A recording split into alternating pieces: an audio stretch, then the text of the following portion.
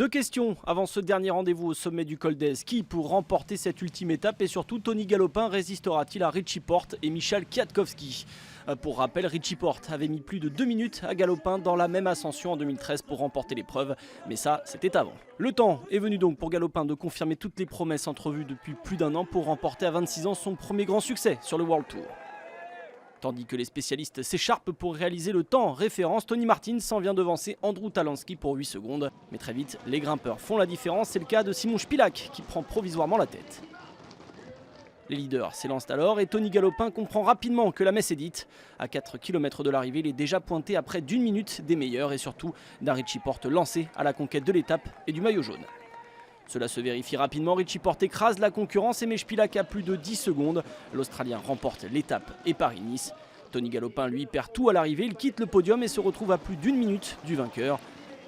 Kwiatkowski, meilleur jeune de ce Paris-Nice 2015 et qui a de nouveau bien résisté, prend la deuxième place. Le grand gagnant de la journée, c'est bien Szymon Szpilak, deuxième de l'étape qui monte sur le podium. Il termine troisième.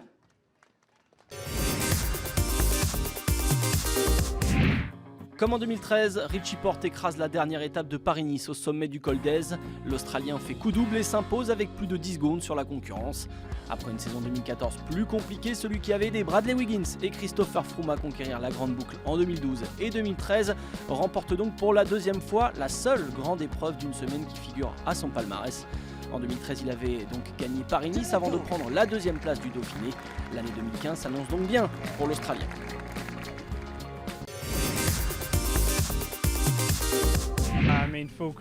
Chapeau à Tony, j'étais un peu tendu en abordant cette étape. Concrètement, hier, on a perdu bêtement du temps, Garin et moi. On a chuté l'un et l'autre. On était pourtant dans une position fantastique dans cette étape pour la course. Et de tomber comme ça tous les deux, ça fait beaucoup et ça nous a mis une grosse pression. Ce n'était pas idéal, mais maintenant de remporter cette course, c'est un sentiment extraordinaire. C'est une course mythique. Pour moi, cette victoire a un peu plus de saveur que la première, car elle a été difficile à acquérir. Les coéquipiers ont donné tout ce qu'ils avaient hier et venir gagner au sommet du Col d'Èze comme la dernière fois, c'est véritablement incroyable.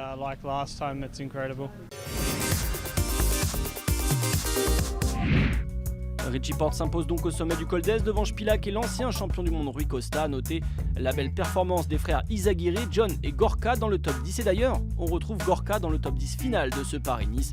Tony Galopin garde sa place dans le top 10 malgré une dernière étape compliquée qu'il termine à la 29e place. A noter les bagarres pour le podium et 3 coureurs qui se retrouvent dans la même seconde. Kwiatkowski 2e, Szpilak 3e et le perdant Rui Costa 4e. Voilà pour ce Paris-Nice 2015, on se quitte avec le podium de cette édition.